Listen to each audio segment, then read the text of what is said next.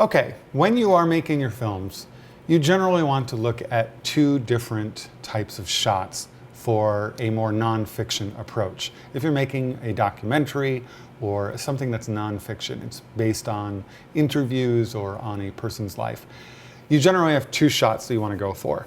First is, of course, the interview material, and second is what's called B-roll, which is largely showing action or emotion, and often close-up action or emotion that the character or characters are participating in. So let's talk first about the interview shots. Some of the framing issues. You want to always remember your rule of thirds and frame your subject matter. You also want to do what's called filling the frame. You don't want your subject matter small in the frame, like I am here. Instead, you want to fill. It is okay to cut off the tops of someone's head.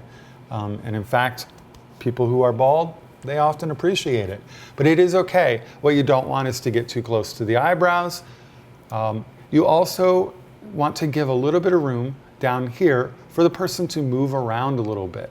Often people, when they talk about something passionately, they get very animated. They bring their hands into it. And you want to give room for that to happen. So place your camera in such a way that you can frame enough room around them and keep the shot looking good.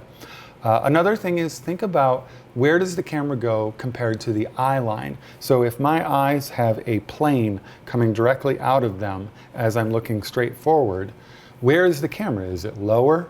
Is it above? Or is it right in line with the eye line? Generally, the way things are usually portrayed, when the camera is above looking down, the person becomes a victim.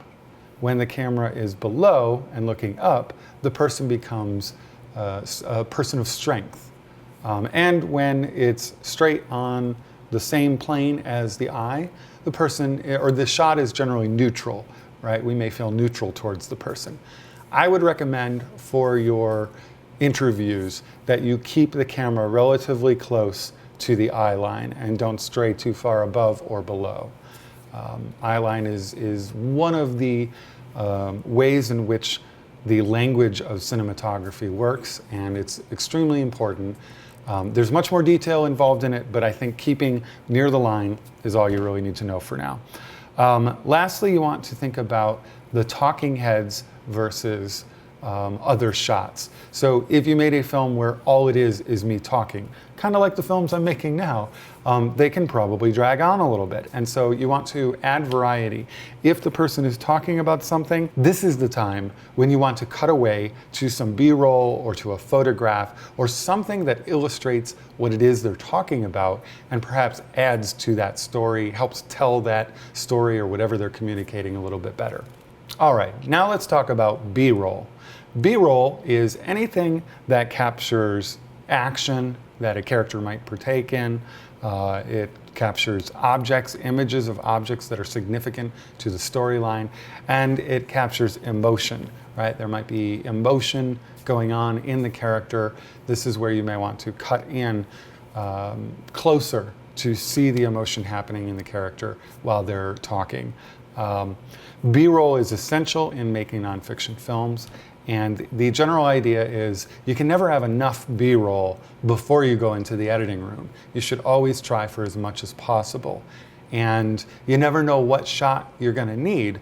If you are filming in a particular building, you may want to get as much B-roll as possible before and perhaps after you do any kind of interviews with people, because they may be bringing up something that, oh, I have this shot already, or, oh, I need to go get that shot before we leave. And timing, of course, is always challenging. You may not have enough time. That's why I recommend you get some before and you plan for getting some after. Then you have a lot more options in the editing room where you can cut to shots that help tell that story better. So make sure you get a lot of B-roll along with your interviews, and you'll be on your way to making an amazing film. Lastly, you may want to use multiple cameras. Since we are talking about using iPhones, and since we will all most likely have an iPhone, you can actually set up multiple iPhones. And this becomes really important during interviews. People often stumble when they're trying to tell a story, and you want to give yourself another shot of that person to cut to, so that you can maybe cut out a little bit of the stumbling and be able to stitch together. But you don't want to stitch together with the same shot. That's called jump cutting. It looks a little odd. It's not something we generally want to do during an interview.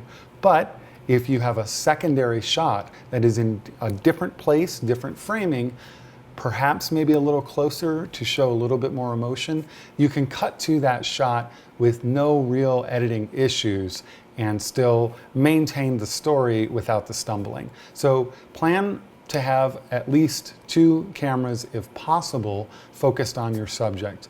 Now, if you're shooting and you want to get both the interviewer and the person being interviewed, well, then of course you're going to have 2 shots, and you can always cut back and forth between the 2. But when you're doing a single camera or single person interview, having 2 cameras really has a lot of benefits for the editing.